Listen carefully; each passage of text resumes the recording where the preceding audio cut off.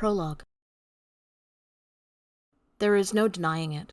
Hearing it is the year 224 can be quite confusing, especially if you don't know the real truth of history. But I'm not talking about BC or AD. No, I am talking about OD, or Ola Dei, meaning all seen.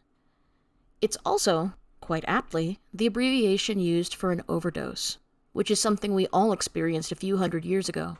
An overdose of the unseen. Our world forever changed, but you won't find that in your history books. Before our year counter reset, your time ended, or at least it did for us. You continued on, unaware of what actually happened. And if my tales make it out of this region, then no doubt they will be passed over as fable. But this is our truth. This world is our truth. As with most ends, it came as a complete force of devastation. The doomsday clock leapt to midnight, and the world as we knew it ended. But it wasn't missiles flying or chemicals assailing the sky.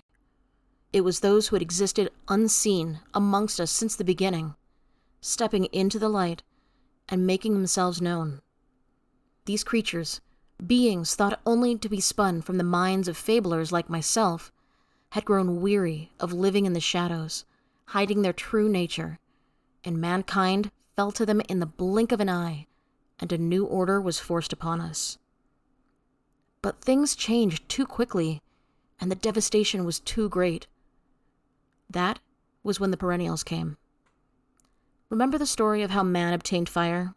Remember the gods of old? That was actually the perennials. Invoking their powerful magics, these beings sacrificed themselves to rewrite history, turning back the clock from many minds and reaching into the great source of all to ensure no one on your side would remember the truth. They took it upon themselves to banish our land, remove it from sight and history, and seal within it as many of the creatures from your myths and legends as they could gather.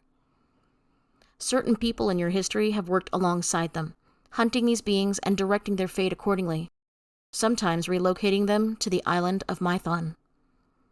The problem is, Mython is a big island, and those of us here still have tales and books detailing the true history in all its horrific glory. Having seen how creatures had ravished the land, suffice to say our beginning was not an era of peace and harmony. While the world outside had forgotten we had ever existed and moved into their new century, we eventually, through wars, rebellions, and negotiations, found our own balance of sorts, one that is maintained by the most powerful of each race, those with elder blood coursing through their veins. Our country is divided into territories, each with its own elected leader who reports issues of note to the council.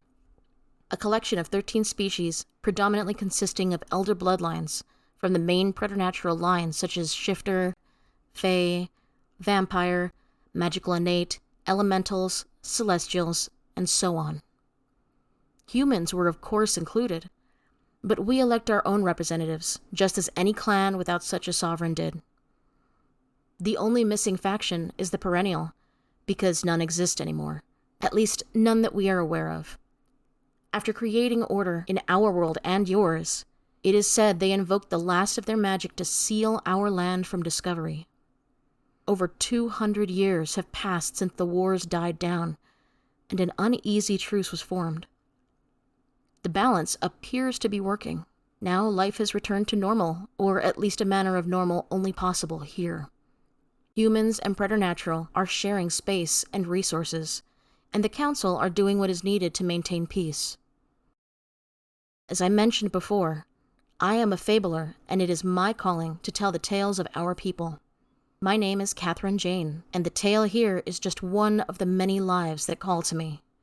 Hopefully, what limited powers I have will guide it to your hands.